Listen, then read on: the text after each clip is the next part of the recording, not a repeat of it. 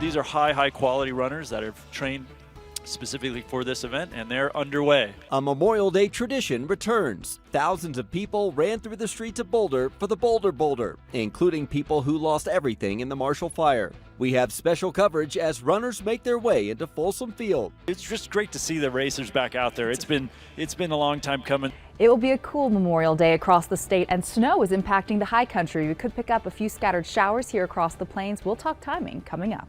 Plus, remembering the true meaning of Memorial Day, the ceremonies happening across the Front Range to remember those who gave their lives for our freedom. And nationally, too, happening right now in Washington, D.C. President Biden is marking Memorial Day at Arlington National Cemetery. Just a few minutes ago, the president, first lady, and the vice president and second gentleman laid a wreath at the tomb of the unknown soldier. And in about 45 minutes, they'll host a tree planting ceremony at the White House for service members who made the ultimate sacrifice. Well, thank you for joining us for Denver 7 News at 11. I'm Katie LaSalle. And I'm Brian Sanders. Thanks for being with us today.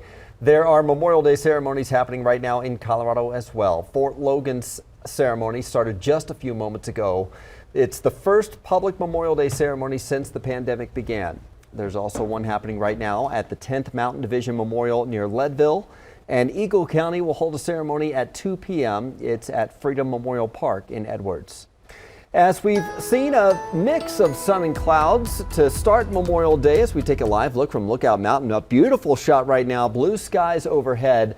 But anyone spending time outdoors, maybe a backyard barbecue, Katie, should prepare to dodge a few raindrops. Here and there later on across the plains, you do have a slight chance for picking up some more scattered storms and showers. Breezy conditions right now in Boulder, but the sun is shining. It was some really nice weather for the runners and walkers and joggers up at Boulder's Boulder this morning.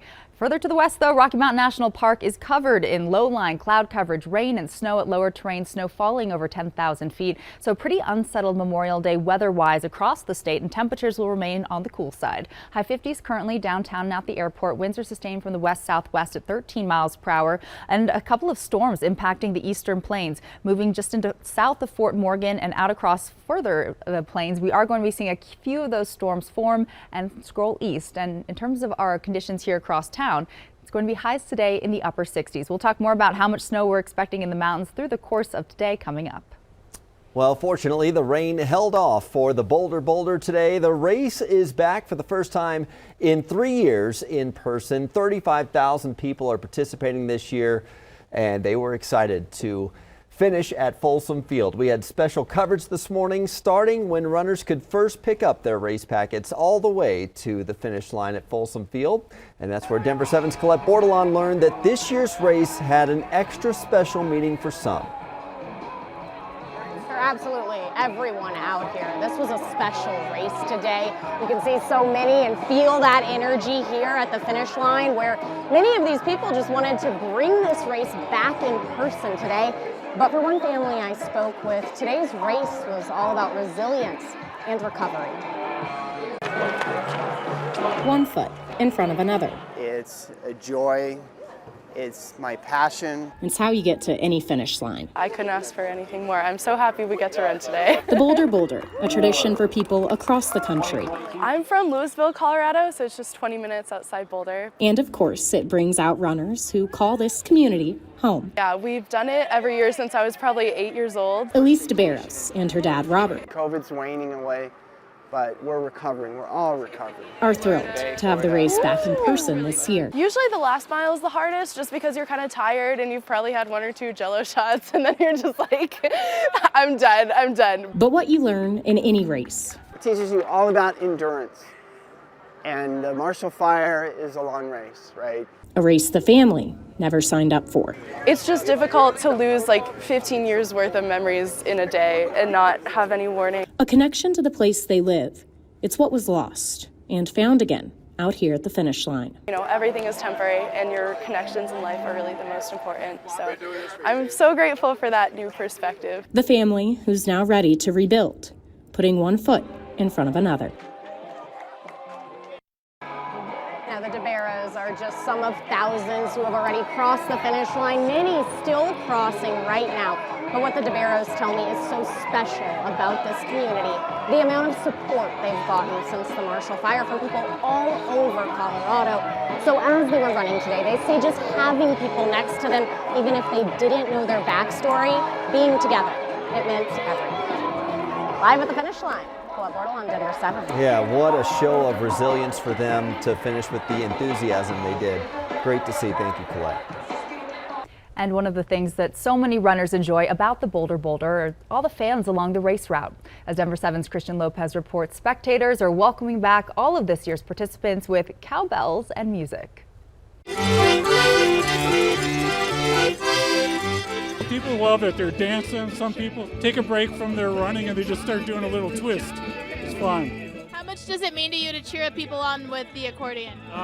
Means a lot. It means a lot to me. It's my first year playing. I usually run it, but this year I'm playing. How much fun are you having out here today? I'm having a great time. I mean, just absolutely all the music, all the people. It's wonderful. I always love running this. What do you think of the accordion? He's playing really well. What was it like not having this for the past few years because of the pandemic? Sad, because I love running. I'm on my cross-country team. It's just hard not to be able to have something like this where it's such a big event. Everybody loves to do it. It's always fun for me. How much does this mean to the community? A lot, because everybody here loves this. People go out. It's just a time where they can have fun. People are having a good time, a lot of energy in the people. It's a lot of fun. I just want to be here all day long and play. It's just so much fun. Many businesses I talked to along Pearl Street also told me they were very excited for that boost in customers today and just to have this community tradition back after a few years.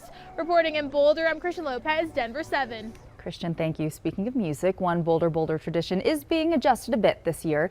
For years, Sergeant Stuart Boone, who survived the Battle of the Bulge, has played the national anthem for the crowd in Folsom Field.